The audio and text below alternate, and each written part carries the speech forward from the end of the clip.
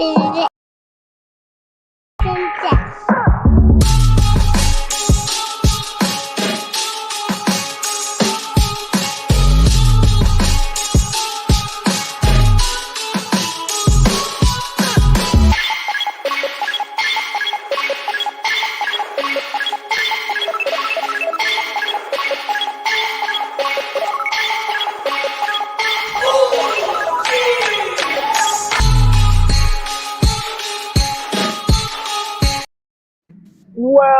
Welcome, everybody, to another episode of Inside Scoop with Alex and Jeff. I am Alex Dingman. I'm Jeff Doss. Let's do this, guys. We got a big show for you guys, and we are excited. As you see, we have a special guest with us, and we were going to introduce him in a second. But first, we're going to let you guys know and remind you that we are sponsored by the Virtual Fight Tour, and Virtual Fight Tour is getting set up for the Put Up or Shut Up. All right, you can actually, they put out the registration date. It is set up on Uventex. You can go ahead, put up your $1,000 to bring your team, and that's going to be in September, the day before Jesse's tournament, King of New York. So, and if you and your team, go ahead and do that on Friday, you'll get, one free division the next day, so go ahead and make a weekend out of it, so going to be pretty awesome. Also, they just got off of, which we're going to talk a little bit about, the Ocean State Grand Nationals, putting up the last man standing, which was the winner was Elijah Everell. So it was great to see him versus Jack Felton. And, another successful last man standing VFT challenge. So, yep, awesome. Now, All right. Alex, you were there. Yes, you sir. were at the Ocean State Grand Nationals. He was. I So we're saw going you to go reffing ahead. too. All right. So again, we have Alex Lane right here. So member of JPM, multiple time world champion, NASCAR champion, WACO champion. I believe, is it IAXA world champion as well? Were you one of those? Yes, sir. IASCA and IAXA. There you go. Awesome. So welcome. And yeah, let's get into just the weekend. And you were there. Yeah, like Alex was saying, you were there judging, I'm sure helping out in many ways. So Absolutely. Yeah, it was a great tournament. Great getting back from this pandemic. Coach definitely wanted to do the best thing he could do to put, his foot down for fighters getting back into, competing. And he was putting up a lot of money. He also came up to myself, Terry Creamer, and Michael Simmons. He handpicked us to judge the fighting divisions because we know there was a lot of other big players there as well. Ross Levine was there, Raymond Daniels, but they also had a lot of the teammates too, and so we were trying to do the best interest to judge, fighters Right. as well as being former fighters. You want to try to have as many people as you can to keep the judging consistent. Yeah. Well, that's a fantastic move, bringing you guys in. It definitely creates a lot more credibility. What was the fighters' take on that, since you're mentioning it? It was a little bit confusing up front with some of the rules. Some of the new rules, being right? That's what I was going to say. upgraded. Yeah, but ultimately all the fighters adapted and understood how the calling was going to be. We were trying our best to be as fair and consistent, making sure we're seeing calls moving around as much as we can, and then also to rotating for the super fights. We wanted coach specifically was like, I want to rotate the centers as much as we can to keep it as transparent as we can, because the competition itself, we want to be as much involved, trying to keep things best interest for the fighters. I'd say talking to them afterwards, I came up to Jesse, Ray, and Raymond and a couple of the other guys. I was like, hey guys, I don't have any issues. If you want to grade me or whatever, give me something that I need to work on. I don't care. Just tell me, and I obviously will improve it, because without improvement, that doesn't help our sport. So I feel like And they told me, they're like, for the most part, it was good. That just the consistency on the out of bounds rule was kind of the real big issue we had ultimately. But everything else went real well. I actually heard that a lot of the fighters that were competing not on the stage, they actually didn't really have an issue with going out of bounds. So it was mostly on the stage because the stage was a little bit smaller. It's the same original stage that he's had for years, but I think that because of the rule changes, it was finally, okay, we need to pay more attention to that. Yeah. So definitely. Yeah. You mentioned a couple of things of, I noticed that watching the stuff was just the confusion on that part. But I think overall, you guys made sure that, I felt like I liked how the center changed. That was cool to me. I thought, especially because you had 3 guys that could run it well, and it wasn't like a drop off when one was the center and then the other wasn't. That was a good move, I thought. And again, just adapting to everything. I thought everything went well. For the most part, I didn't see too many like calls that were like, "Oh, that was real bad." For the most part, watch. There always are some things from my view that look different than you guys. Especially from the camera view. Which so and again, you're talking about a camera view compared to stage and actually being in there and seeing it, hearing it, all that. So I thought it was exciting. Anything that stood out to you about like fighters and just performances of the week? Well, I got to say, Avery Plowden, man, he's definitely putting everybody on notice. I'd hate to say, as far as from there hasn't been a fighter necessarily other than Elijah that I've seen really kind of give him trouble, as well as Jack Felton. Jack Felton is another one that I feel like has always been consistent and keeping the same formula that he's had since I started competing against him when I was 16. And he continues to keep pushing forward. And then you got, seeing everybody else, all the other fighters from Legend Team, seeing the fighters from Next Level, Kodak, and all the, again, all the all-star fighters as well. Chris Walker, good seeing him. He's always seeing him is cool, and especially competing. Catching up with him. We grew up and trained a lot, and had a good history together too. Awesome. So again, so those that don't know, Avery Plowden won the super fight division, right? Jack, and he won that over Enrique in the finals, right? And then and don't forget Morgan. I was going to say the of female course, the ladies. They also continue to pave go forward. Mouse Milner, she trains with one of my instructors, Ray Bryant.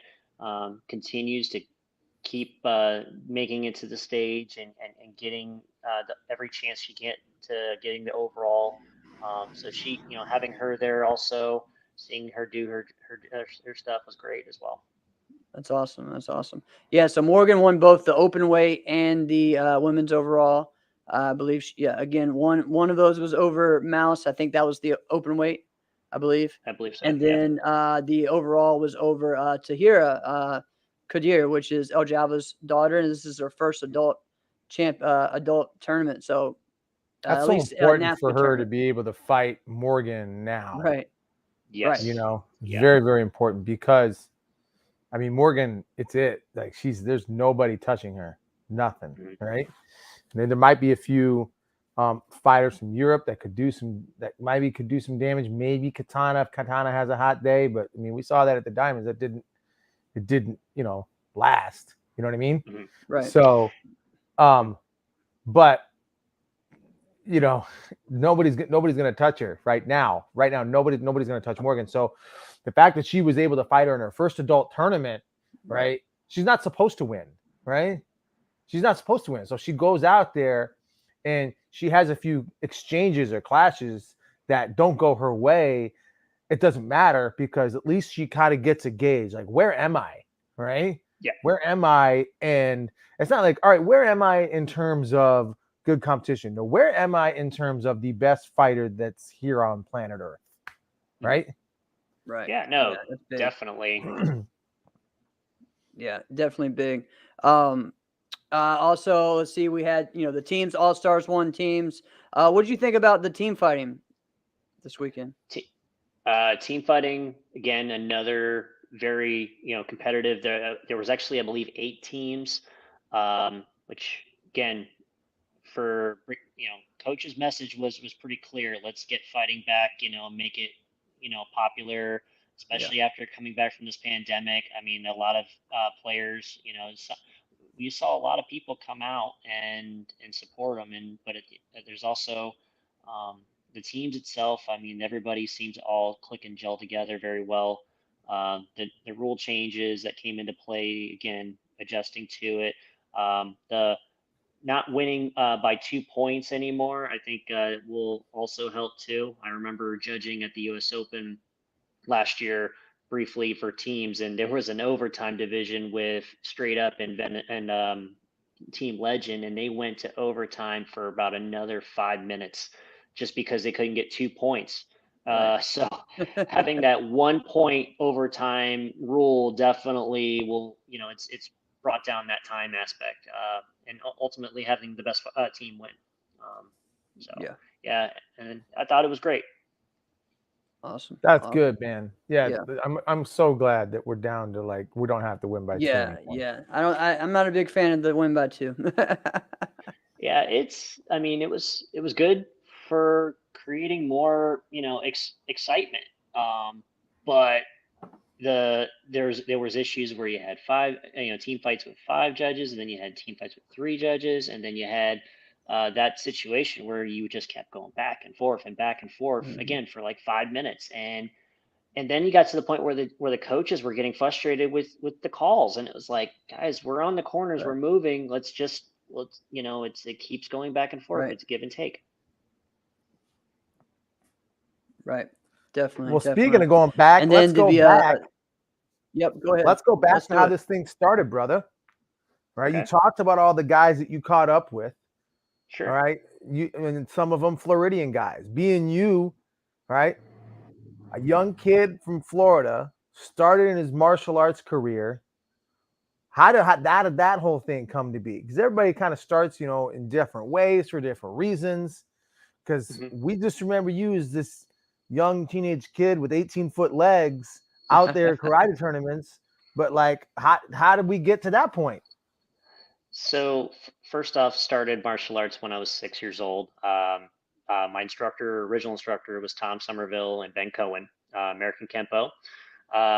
Followed that within, from 6 years old, got my first degree in junior black belt. And I trained alongside with people like Dustin Chavanik, who's also in the same system. Okay. Jason Muma, he's another. And then right around the time frame, I was about 12, 13 years old. I actually would compete at certain national tournaments. We would go to, my parents, we would go to the Battle of Atlanta. We would go to Bluegrass Nationals for Mr. Ken Eubanks. And then we also went to a couple times to the Empire State Nationals up in New York. I remember going up to the tournament back in '99 to when it was at Madison Square Garden, and that was the fact that it was in the Garden, you didn't care where it was in the concession stand, but it still was in the Garden. Yeah. And then transition to after that, I around 14, 15, I met Preston Clements. Preston he came over, did a seminar at our school, and he sat down with me after we got done training. He's like, look, if you want to keep continuing and you want to compete full time and go into tournaments, nationally, it's like, if you're feeling like you want to train more, if you get your instructor's permission, go train, come train with us. There's also Steve Butcher, Calvin Thomas, Don Rafi, Mike Smith, all those names. They have fight nights, which we all got together, started doing the fight sessions. And then for after that time frame, I started training. There was a couple group of people growing up then as well that we also really gelled together. Stephen Graham. We also have Jesse Galmore. Joe Fife, Sean, and we all had we were a younger group that was up and coming and trying to get more, training and getting out to tournaments more actively, not just within the regional Florida circuit, but we were also going, for a lot of the national tournaments. So I also started training, very heavily with them, and then we got to the point where we started going to team events, and then I got asked to be a part of Team Impressive, which was the team that was with Preston, Jason Muma, and Steve Butcher. And Now, what time is this? What year is that? Yeah, what year? that was 2001, 2002, 2001, 2002. Now, how old right are around you at that time. point? I was 15. All yeah, right. Actually, yeah, 15, 16. No, so I'm sorry, 16. Excuse me. 16. People are just starting to realize, like, hey man, who's that kid? Who's Right. that kid? Right? Slowly. Florida, everybody knew you, but now nationwide, you've got everyone's attention because you're winning divisions now. Am I right? Not necessarily. Like around my Okay. first year in 16, 17, it was really, challenging because I was also fighting with people like Nate Windsor.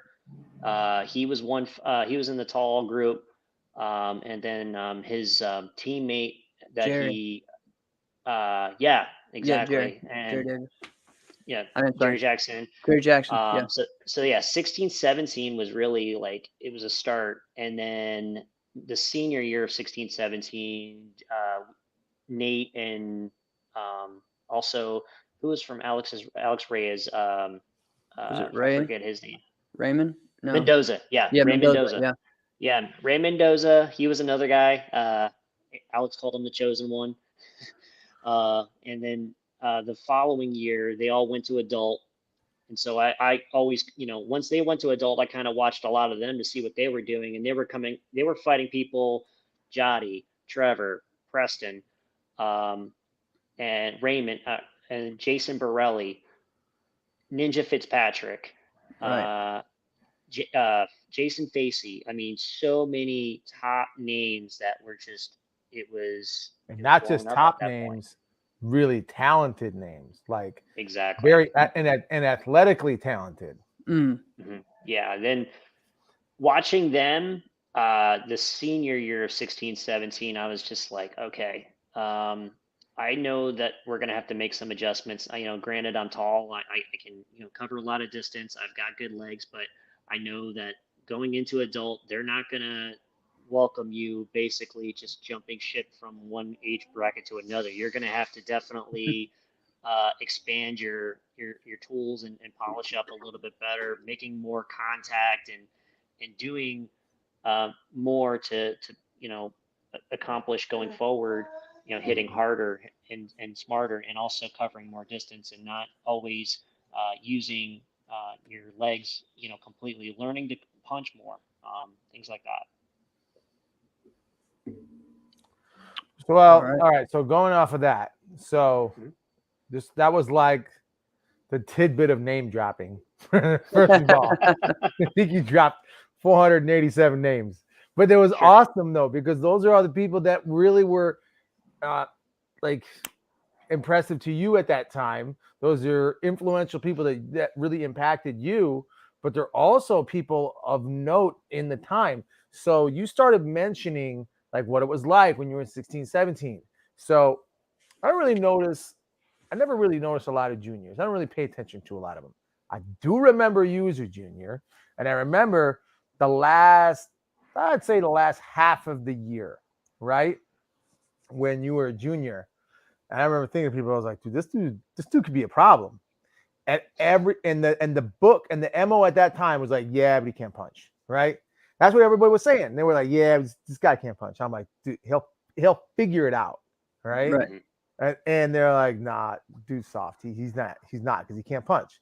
He's just all leg. He's all leg. I was like, yeah, but that leg is pretty damn good, right?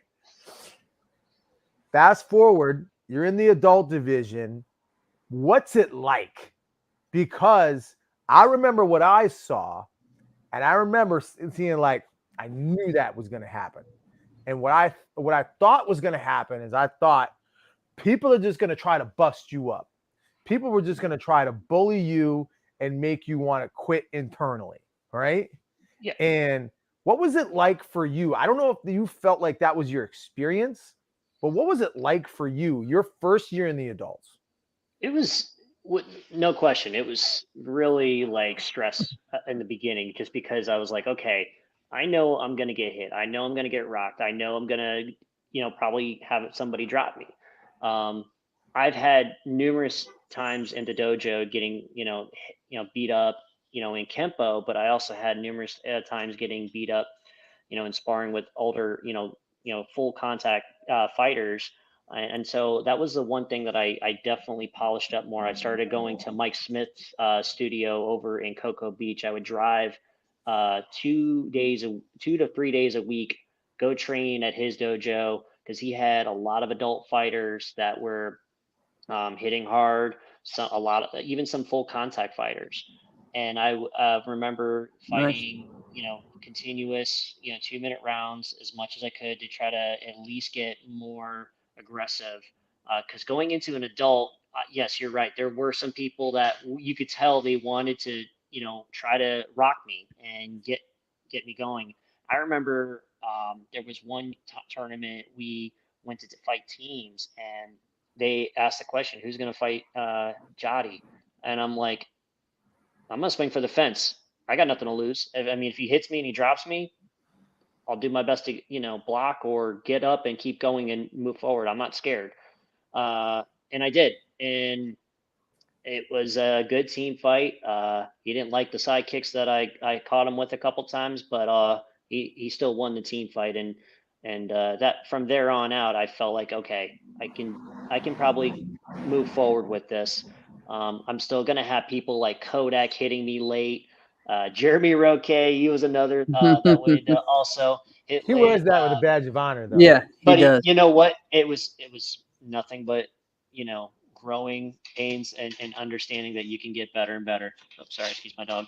Oh, that's um, cool. but but yeah, it was them, and understanding, pushing forward, and then getting again understanding that we could keep fighting more and more and more, and then eventually I got to the point where, all right, not only am I kicking and I'm actually being consistent on winning divisions, but I'm also getting on the grands. And I remember coach was at the time, I wasn't picked up by Paul Mitchell, and coach was like, Alex, just keep doing your thing to get to stage.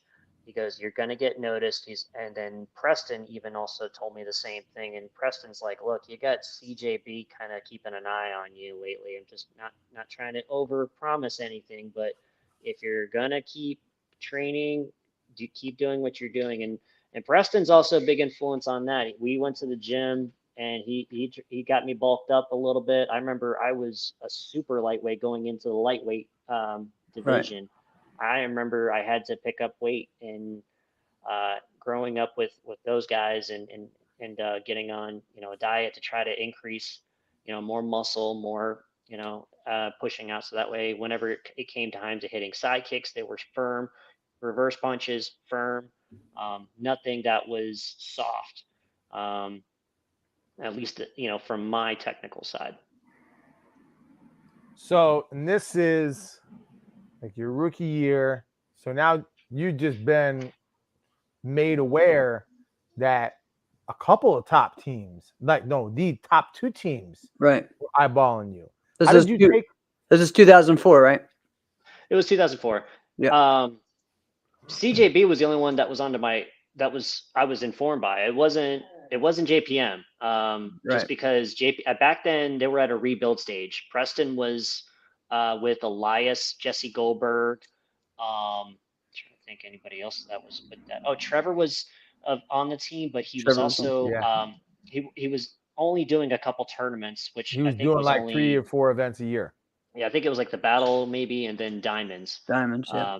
But he wasn't going to all the other tournaments that the team was going, so they needed eventually to start figuring out who they were going to add on to their fighting roster, because back then that was another huge game changer when Raymond, Jotty, Reggie, and Mikey P decided to, go a different direction. And when that happened, I remember, Preston called me and he's like, look, he's like, you're going into adult, you're going to go into a very, very interesting time frame, but just FYI, he's like, these guys are all leaving. And I'm like, are you leaving? And he goes, no, he goes, I don't think it's in the best interest, but also I don't want to, I don't have any intentions on going anywhere to another team. I was like, coach has been loyal and I've been, a good, we've been good together. There's no issues. So I said, okay, well, don't know what the news is. It's not my business. I'll just keep doing what I'm doing. And that's exactly what happened. And then Right. eventually things fell into place. So what was that though? What was like? Eventually, you got the call at the what was it like? It was towards the end of '04, right? It was Yeah. at DC Capital Yeah. Classics. Yeah. It was after that. Yeah, that was the same weekend as Hurricane Charlie, Oh wow! which came. We were the last flight going out to DC. My father, he stayed home, and then we went to the tournament, and we got there, and everyone's like, "Oh wow, you managed to get out of the storm, cool." And then that Saturday, I didn't fight that Friday because I didn't have anybody to team fight with. And when you would go to tournaments, especially when we were not picked up by anybody, we were like, hey, you want to fight together? So like there would be, teams that we would fight together that showed up on, last minute.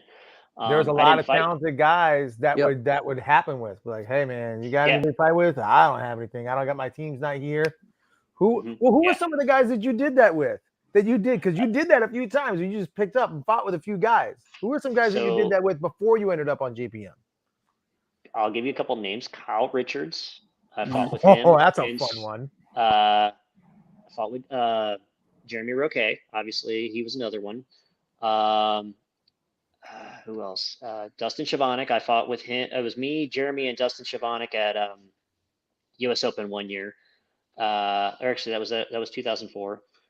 And then a couple other pickup teams every now and then. It was there was a promoter that was in the Tampa area that started sponsors a small sponsorship, and he wanted to sponsor a team for men's team fighting, and so we had a couple put together teams every now and then.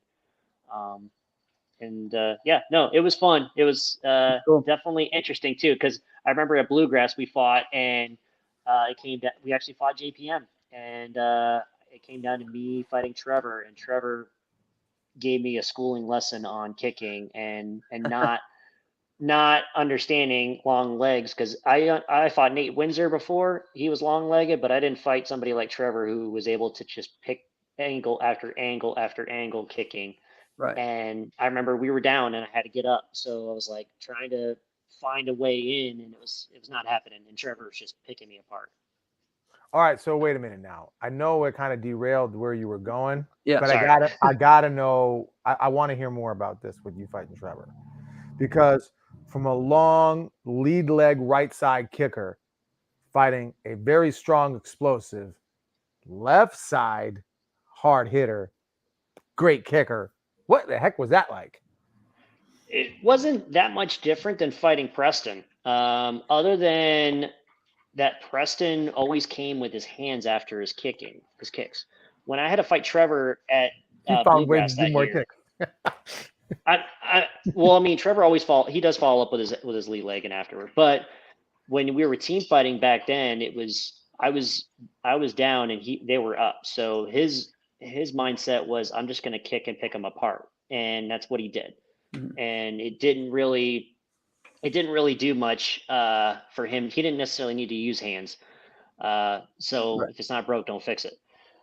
So I think that when you fight a lefty again, I was working on training alongside with Preston, and he was a left-legged kicker. So for us, it was a little bit similar, but there was some differences when it came down to the style, especially at team fighting. But yeah, you wanted to Right. talk about DC though? Yeah. Well, Yeah. Let's talk about it because I I was there. I totally remember that. derailed that. That was Yeah, totally so my fault. Yeah. Yeah. So Yeah. so no worries. So DC, we got through the hurricane, and then we had to fight on Saturday. I won my division. I remember fighting Russ Taylor in the lightweight grand, Yep. Wow, what a and throwback name. that's when Mike Conroy looked at me and goes, "Where did okay, we're fighting Alex, and then all of a sudden I beat Russ pretty soundly, and Russ was getting through the super lightweight division like he had gone through a Consistently. battle, but he won, and then I fought, and then won that division, and then we fought the Grand, and then it came down to me and Mallory Woods, and Right, because then you had to fight Press, the 30-39 at Five that thirty, time. and yeah, Mallory was the Yep. and 30 then lightweight. Elias, he won the middleweight Grand, and then Damon won the heavyweight Heavyweight. Grand. Yeah. And Damon at the time was on CJB, and I remember there was always this thing that I did where if it came down to a coin toss or a card flip to figure out who had the bye to fight, the winner of for the finals, let Mr. Carnahan would draw cards. I wouldn't touch a card. I let the both fighters do it first, and I was like, "You guys draw the cards. I'm not touching those. I'll let fate decide if I'm fighting the winner or if I'm fighting first. I don't care." Wasn't that a And weird so, time that we had to do it like that? Yeah, it was With the weird. coin flip or cards. Like, we have no real system to figure out what's happening. yeah, it was cool, and of course, Elias Drew, Damon had to fight each other. Damon fought on they fought on stage. Elias lost, and then they fought. I ended up fighting Damon and beat Damon on stage. And Yeah.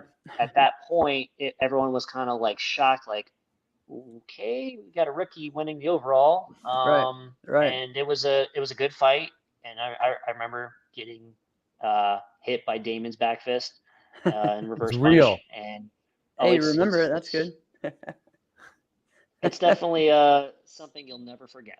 And after when I won that overall, that's when Preston came up to me, goes, "Hey, you think that's an accomplishment? You need to keep going." And he goes, just embrace the moment, but also keep understanding you got to keep moving forward. And then the following week, I remember Preston came up to me. He goes, "Hey, CJB is going to contact you, but you got to pick where your heart's at." He's like, "There might be a possibility you'd be getting a phone call from Coach." And I'm like, "Okay." And I had been working with Coach even before that, because I remember going to Waco in Right. Paris in 2003. That was actually my first adult fight. Was at Waco in Paris, and I ended up losing the very first fight. Ran out of gas because I didn't train for it the way, because wasn't prepared on how the level of training it was, where it was 2-minute rounds, and it just I tried to 10-point my guy and it gassed me. But I remember after I got home that Tuesday, I got a phone call, and it's, "Hey, how'd you like to be a part of JPM?" And I said, "Well, ever since I was 6 years old, and I remember going my first tournament at 8, I remember seeing black and white, and I told my parents that's where I wanted to go at one day." And I told, I said, "Well, I want to fight alongside my coach and my teammate, which Preston, we've been training nonstop, since we got together." And I was like, "I just want to fight with him. I'd rather do that and follow further." And I do remember Mike Conroy reaching out to me, asking and calling out. And so I do want to apologize, Mike. I didn't ever get back to you. I wasn't shying away from you. I just obviously, my heart at the time, I wanted to go black and white, and that call came through, and Yeah. the rest is history. But then actually after that, CJB actually took a break. So it kind of worked. Yeah. It worked out. I remember you and I talking about that at Super Grands that year, because that was the next thing. You and Preston and Kyle Richards fought for Super Grands that year. It was funny. As Bay Area's best, two Florida With guys. Mike Babschi. Yeah. Yep. Mike Dabashi sponsored you guys, and you had one California guy there, but the two Florida guys representing the Bay Area. It's hilarious. Yeah, no, I mean it was fun times, and then that was actually the first time I met Brian Pumple face to face, and because I'd always watch him, but I never actually introduced or spoke to him, and that was the very first time we spoke to each other, and he was just like, "Welcome to the team."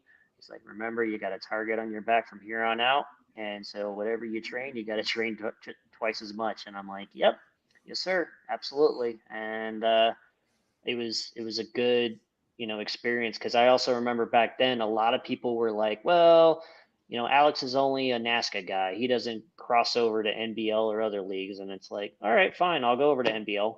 And I did. And that, we won the teams, and that was it. So Yeah. That Now was you're cool, on man. the team. We're going in Yep. to 2005. And what does the team of Paul Mitchell look like now? So 2005, it was me, Elias, Jesse Goldberg. We were really all It's really trying to just you figure out. three Yeah, it as was a just solid. us three. And then Kevin Preston would Thompson come in. and Preston, they would come in, and Preston was kind of at that point shying. He was still competing actively, but there wasn't a lot of tournaments he could always go to. Right. So it was mostly me, myself, Jesse, and Elias, and so we were really green going, against all the other competitors, but we also wanted to go as a JPM, because back then a lot of people would always look at JPM as the elite group, to where they're kind of like the Yankees. They're hated. They don't, want JPM to win whatsoever. And so we wanted to have a different mindset, like, you know what, let's fight, let's win, let's do it the right way, but also let's make sure we're taking care of business in the best interest, and we're not being shady, we're not, hitting late, we're not doing things that to have some aggression. And that was the way I think we were going into, that factor, and it was working, because we were getting better, and gelling better. And then we started later in the year, when we finally decided we were going to add Greg Betlock to the team. Then we were gelling even better, because we had four people on the roster where we would rotate and have the alternate. I remember that was back in the day too, where they were also talking about the rules where you had to, if you were with a pickup team, you had to Right. be at certain, 2 events, whatever, and they went back and forth with that too. Yeah, that But was right before you picked up Greg. yeah, 2005 Was like one of the and weirdest years in martial arts. it was one of the best for me, Yeah. because winning the U.S. Open that year, as well as Waco. That's Yeah. I don't right. think, Over yeah, Hakeem Walker, you won the U.S. Open. yeah, and that was an amazing year, because again, winning that tournament that year, I came close to also a coaches tournament that same year. I fought Jason Borelli and Raymond on stage at Ocean State, and I remember getting pep talked by the team that, like, look, Jason's just gonna walk on you, and I just completely had a different mindset. Instead of me wanting to kick going into the match, I punched majority of the match and beat Jason, and then fought Raymond, and then went to overtime with Raymond, and then get caught by a back fist. And I looked at it, I was like, I'm frustrated, but I was like, okay, I came close, but at the end of the day, I didn't beat Raymond, and I'm not gonna look at it as going backwards. I'm gonna keep going forward. And then I fought Raymond again at Bluegrass that year. Went to in the grands, he was fighting middleweight, I was fighting light middle, and we both came across. He beat me in the grands, and I was like, all right, I'm gonna keep going with this. And then 2000, and then U.S. Open, we won, U.S. Open, and then uh, again going to Waco that year. No one knew from overseas. Social media really wasn't a big deal, Right. other than sportmartialarts.com at the time, uh, and not a lot of video was really circling around about myself, other than my junior year. And a lot of the European fighters didn't really watch any of this film. So I remember when we went to Waco that year, no one really knew who I was, except for Canada, like Steve Nasty Anderson, Ben Stewart, those guys. They knew who I was, but everybody overseas didn't know who I was. And so when we got through the division, I remember fighting Robbie McDermott, JC Cashman, for the a gold medal, and it was just Those are good fighters. Yeah. yeah, Wow. yeah, it was a great year. And then 2005, I would say, was probably one of the peak years. All right, Well, so hold on go one ahead, second. Yeah, so you explain about the difference in the rounds, and just having to have the gas, for that for Waco. What else was different as far as that for you, especially at that time? Now a lot of us are more, we watch Waco all the time. We kind of know what it is, but that 2005 kind of time is still a lot wasn't a different lot than of it is people doing now. it. It wasn't a lot of people doing it as far as from USA. And I think the style has changed now over there a little bit than what it was, so. Because I Absolutely. remember I mean, talking to you, Alex, before you went and did it, and I'm like, because I didn't know anything about it really. I'm like, I mean, I know it's a thing, but I'm like, should we even go? Like, is there really even a point to it? And then you said something to me. You're like, what's the only way you have a true world championship? I'm like, yeah, well, what do you mean? And you said, well, the other stuff's just point totals. This is like a true world championship with everyone from the world. And I'm like, all right, never mind. That's a good point. yeah. That in 2005, actually, it was the very first year. I also remember meeting Zolt. Okay. Zolt actually beat Jesse Goldberg in the division, and it was a little bit controversial because he was kicking and some of his kicks he was falling to the ground, but he won the fight um, convincingly, and he did it, the right way. But the main thing about Waco back in 2005 to where it is now, again, going back to the social media platform and videos, you didn't really have that. So a lot of the European fighters didn't know the American fighters, and a lot of the American fighters, when you go to Waco tournaments, you had to raise your own money to go to these events. You had to get some type of sponsorship, Talk and about a a target lot of on your back, an American fighter yeah, going to a Waco tournament. you don't have, unless you've got a sponsor that's going to pick you up and take you overseas, it's really tough. And JPM was doing that for some of the fighters for a while, and that back then it was Waco was also coached by Don Rodriguez as well. So there were um, a lot of Americans didn't really get into the Waco experience. And I remember for the longest time, no one really knew who Raymond was over in Europe, as well as Jason Borelli and Trevor. They didn't know who. I mean, they had gone overseas before. They went to Switzerland a couple times, the Cayman Islands. They know who they fought there, but they didn't go to Waco back then. And I remember Jotty Tension was one that I paid very close attention to in 2003 when we went to Waco. And I remember watching exactly what he did to get his gold medal. And I was like, okay, I understand that it's a completely different element. Again, it's not NASCA, it's not NBL, it's not all the other US leagues. They do have a very, very consistent level of competition. And refereeing, you do not argue with them whatsoever. That is Huh. completely the It's a quick same way to get today. kicked out. Yeah. I think that the the league itself is definitely it's more consistent Yeah. again on the rules, but uh, the change of again the social media platforms, I think it's what really transitioned the difference, from a lot of American fighters eventually going overseas to compete, going to Irish Open, going to Austria Classics, um, and then the other European events there, the Hungarian Open. It's definitely a lot different now than it was back then because they didn't go to these tournaments a lot, and a lot of the European fighters, they would, when they came to the United States, they would only go to maybe 1 to 2 tournaments. Coach's was one because Coach had a lot of Waco relations prior, so he was able to try to get some of the UK fighters or the other fighters from Team Europe to come over to the United States to compete.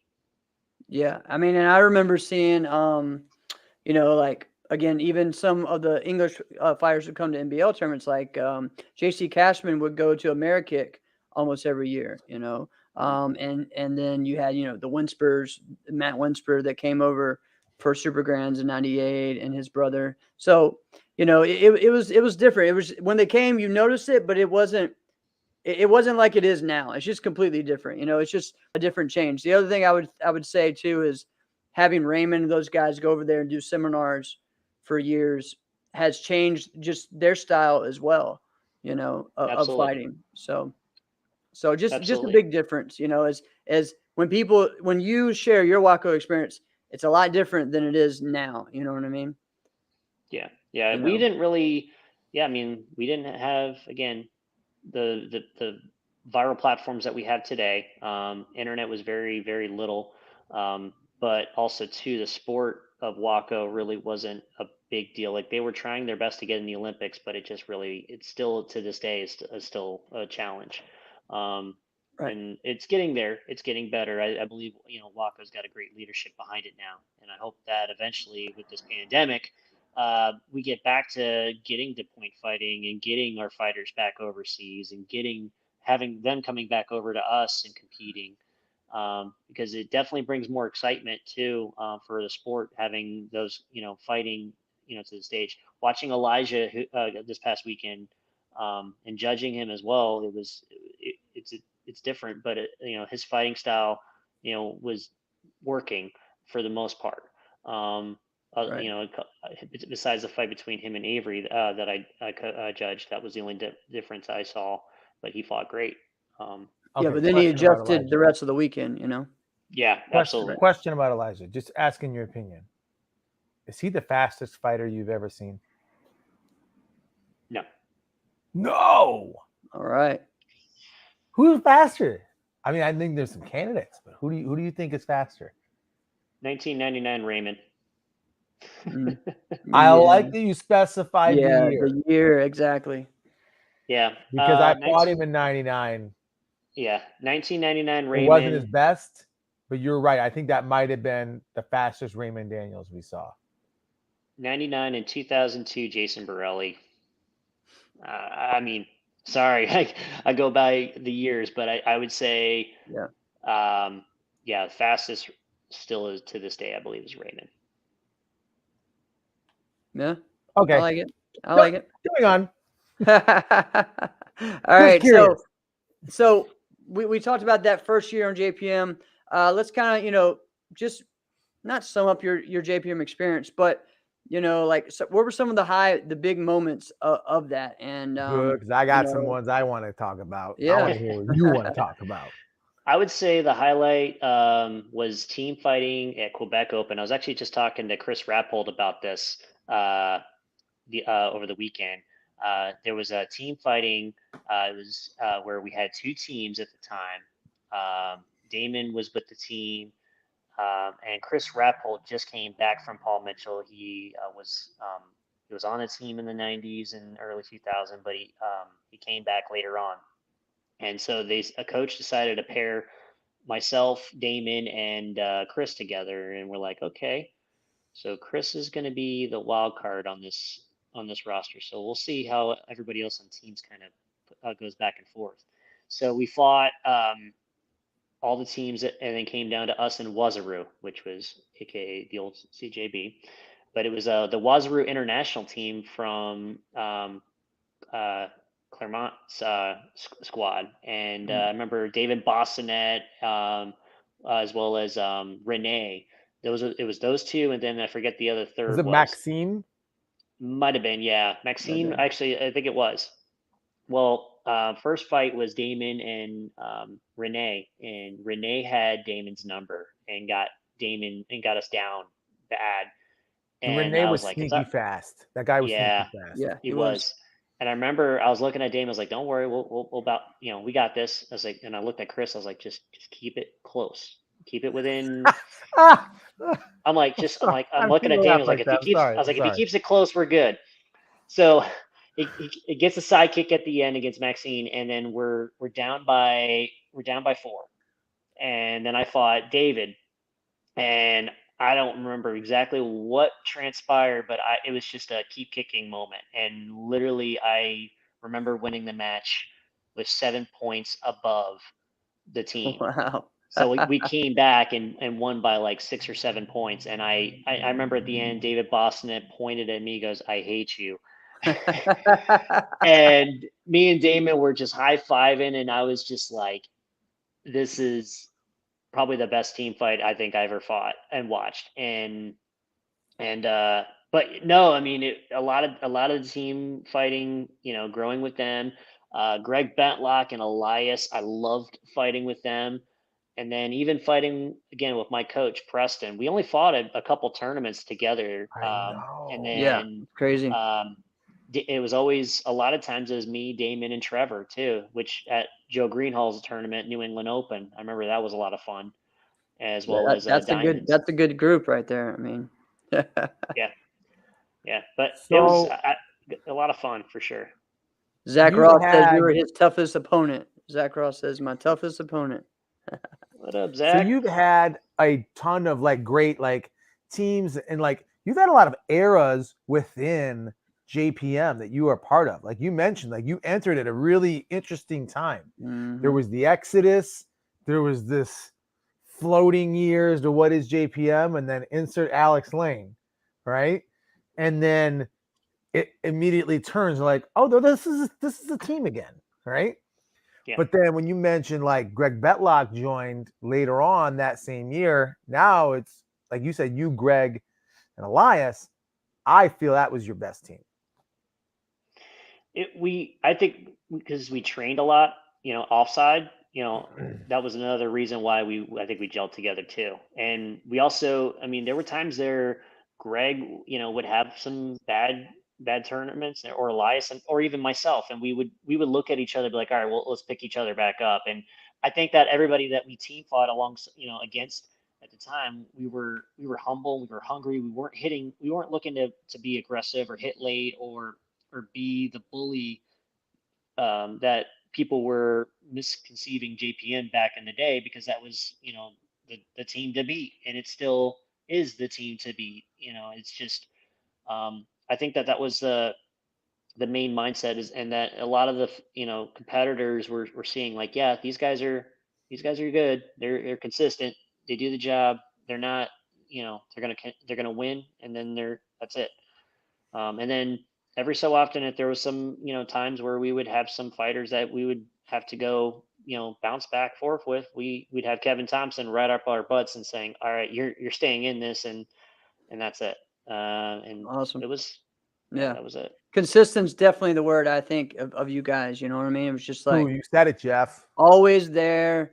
And no matter what, like I was because there were some teams that people at that time were more like, oh yeah, this is the team. You had the straight up team for that year or two.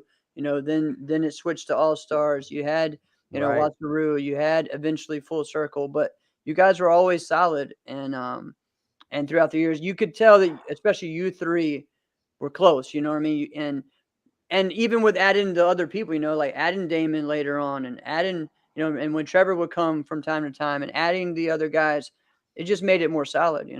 So Yep, absolutely. I All remember right, I got a that couple was of things I want to touch on. yeah. Sure, go ahead. Because I have an issue. You said 2005 was your best year, and I don't believe it. I actually Okay. believe 2007 or yeah, 2008. I actually think 2008 was your best year. Why do you? Because you had more overall wins than anybody else in 2008. You got yourself a diamond in 2008. I'm curious, why didn't that year pop into your head as like my year? I think Clearly, it you're most was, successful. yeah. I mean, Diamonds. That was I mean, because I remember I had gone to Diamonds 2 year, like the 2 years before I lost to Raymond, um, both times. And so I remember that third time I came back, and yeah, it came down to myself and Greg Benlock. I remember before going into the match, I was like, okay, he's my teammate. We're gonna we're gonna take care of business, but at the end of the day, someone's got to win here. And Oh, that's not what Greg was thinking. I'll tell you that right now. yeah, Right? well, it was his backyard and everything, and I I'll just tell you that that was my right first now. instinct, Greg was and like, I'm I'm like, whooping his ass. oh, yeah. I mean, that's what it was. It was like, okay, we're going in this. I'm gonna take care of business, and that's it. And we got done and shook hands, and I just was like, sorry, dude. I know it's your backyard, but we, we're teammates. But at the end of the day, when we're in the ring, that's it. So I don't know. I think 2008 definitely had a lot of positives, and yes, the Diamonds is the Diamonds. once you're in that group, again, it's an elite group. There's a lot of tournaments that you can win that say you're an elite group of people, and there's not many. And even go back to what you mentioned with Waco. Yeah. A lot of times there weren't a lot of top names that had a Waco gold medal. Raymond did not have a gold medal in Waco for a very long Very time. long time. Yeah. So like it's Yeah. It's a just big deal. another. Yeah. And also the fighters around it, it's not like, you had, it was just handed to you by a silver platter. You busted your butt to get there, and it took time, but eventually things clicked your way. Judging was your way, fighting was your way, and that's it. Great. I have another couple things. Okay. Another couple of One, things. I want to hear a story, and then I got to tell you one that I want to hear your side on. Okay. Okay. First, you keep mentioning Greg, right? Lies. You're talking about because you and Greg, I feel like you guys came in at such a close time together, and you guys pretty much lasted for almost the same duration, right? Tell me a story about Greg. Now, I don't mean a fighting story. You know what I'm talking about. Tell me a funny ass Greg moment. I guess the only funny story is probably You mean the utilizing some only? What do product. you mean the only? Well, there's a couple, I'm sure, but I mean, Exactly. I'll get to the very basic one. Let's just say that when you use a hair product, you're supposed to make sure obviously it doesn't bleach your eyebrows, and apparently it did to him one time. Stop. Wait a minute. Wait. Go back. What happened? Wow, look at my team sharing. Just, I guess something he was doing a weekend project at his house with his parents, I guess, and he apparently used some shampoo specific, and that shampoo, I guess, had a reaction to his skin, and I don't know what happened, but apparently it turned his eyebrows orange. So And he has caterpillar-like eyebrows. I mean, those things have area codes. Those things are freaking big. Well, I mean, my ears are big too, but at the end of the day, like, yeah, the But you eyebrows didn't are bleach them definitely. orange. No, yeah, Mikey P, shaving the eyebrows. He came close to doing that, but definitely didn't do that to me. But yes, he ended up having to shave his eyebrows after that situation. Wow. That's amazing. All right, now I got to ask you a question. You had to see this coming. So it's bluegrass. We're hanging out. We're all young. Nobody knows what the hell we're doing. You knew it was coming. Yeah. Okay? All right, we're hanging out. Speaking of Greg, we're hanging out with Greg's dad. And I'm telling you, Mr. B, this guy, he's as cool as the other side of the pillow, right? So none of us know, and Jeff, you got to hear this. Not all of us are young. We're talking 21, 2, 3 at the maximum. Okay. We have like sniffed alcohol like a couple of times in life, right? We don't know what the heck we're doing. So Greg's dad, Mr. B, he's like, I'm going to treat you guys to a really good Kentucky bourbon. We are in Louisville. Let's do that. And all of us are like, we don't want that. Give us a light beer, right? And he's like, no. We're going to do it nice, classy. And he gives us like a sifter. And we're like, something like this, right? Right, Alex? Oh, yeah. Yeah. Something like this.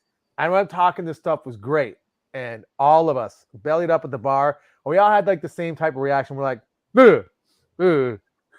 doesn't taste like fruit juice. Right? So we're doing one of those things. So we all look at each other. And Greg's dad's like, please don't do that. And we all just go, boom, and we shoot it. Alex doesn't. Right? Alex waits. He's looking. All right? I'm right next to you. He shoots it. And I'm telling you, Jeff, this stuff burned hard. Right? Alex then sprays the bartender, right away.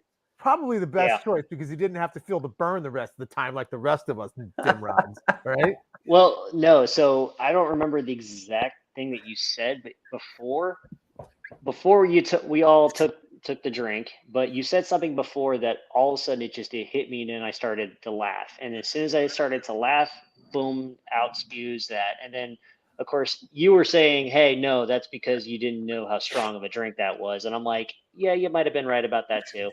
But you said I don't remember I what you don't said remember either. before, I don't remember either. But it was but you said seriously. something. You said something that made me laugh before taking the drink, Oh and my gosh, I it's did, one of the and funniest I moments of my whole life. All yeah, right. and I remember Manny Reyes Sr. was right on the other side having a You beverage, saw and he just that? happened to see that, and he couldn't stop but smile and laugh the entire time. And I'm like, hey, And that whatever. right there, folks, is Uh, why you don't get wasted at karate tournaments, because you That's have right. no clue who's watching you. I had no, this whole time, I had no clue Manny Reyes saw that whole thing.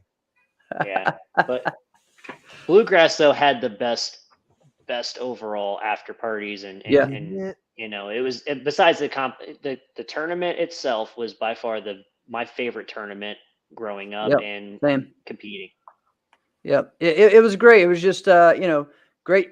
The biggest thing is we all say, Ken Eubanks is the best promoter ever. That's what most people say. I mean, he just did, and he always just took care of everyone. My instructor collects all the T-shirts, right? And he would call him and say, "Hey, I lost my 1993 T-shirt." Ken would send him one. And I mean, he would, just that kind of thing, that he would do. So yeah, All just a right. great guy. So, with all of this, I mean, we had our. I mean, this has been a great time. Am I Yeah. right? Yeah. Yeah. So, Alex, what is life like for you right Yeah. now, man? So now, it's mostly for me. I'm married now. I've just bought Congratulations. a home. Stay that way. Thank you. Just bought a home, and as far as life itself, I've got a career.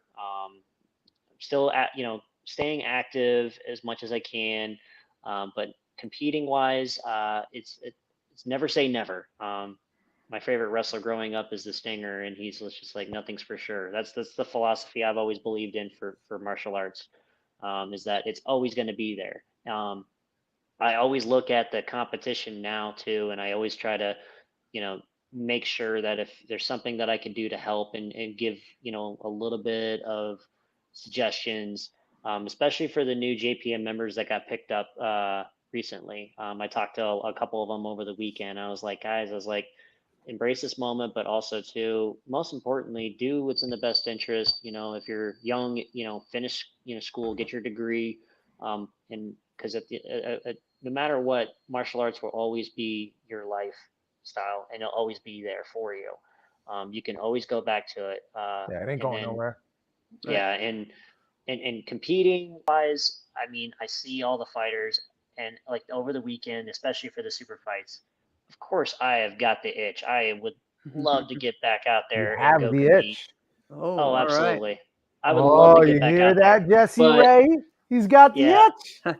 but it's also going to have the right circumstances if I ever did come back. I'd want to make sure I train correctly. I want to make sure that I put the right effort into training with the right people. But also, most importantly, if I ever wear the black and white again, it's only in the right interest for the team and what it stood for. Not going in it just because I was a Paul Mitchell member. I don't believe that whatsoever. I know my accomplishments and what I did, but I know that if the future of the team and they have other people that watch you, you want to set the right expectation, and also for the fighters that on the side, making sure we're watching competitors get the right proper treatment. If they ever take an injury or get a concussion. I remember we were having a lot of problems after Hmm. I got after my time leaving. I was watching competitors, on video getting some vicious shots and making sure that the medical people are there and they're taking the right conditions and taking the right contingencies to make sure they're protecting the fighters. So watching that too, and giving some notion to the tournament to saying, guys, you need to step up on your medical staff because fighters are getting knocked out on video, and eventually it's going to come back to you. Granted, they may have Okay. signed their waiver, doesn't matter. Doesn't matter. Yep. Yeah, I remember hearing you talk about that before. I think with your interview with Travis actually years ago. And what you really talked about that, and I thought it was a great, many great points, about that. One more thing. So what do you feel, and what direction would you like to see Team JPM go as far as with fighting? Like what do you know? Any insights? Do you what what would you like to what would you like Well, to see?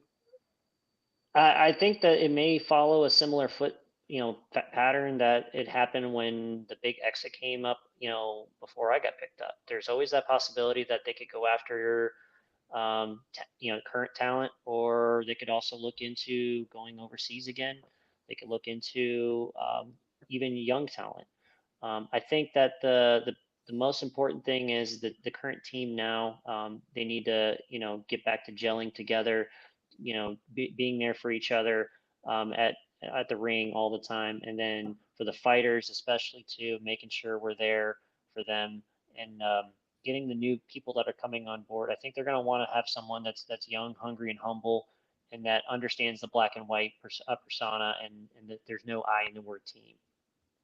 Making sure that they're taking care of themselves, making sure they're setting themselves up, after JPM, making sure that they are doing, the best interest for their career, again, later on, but setting themselves up. But I think for the fighters, I would love to see young talent come in, but I would also like to see maybe some old school talent come back eventually, and give a little bit of a humble pie, to say the Yeah, least. yeah, Who definitely, is the definitely. I old think school they need talent that you'd like to see?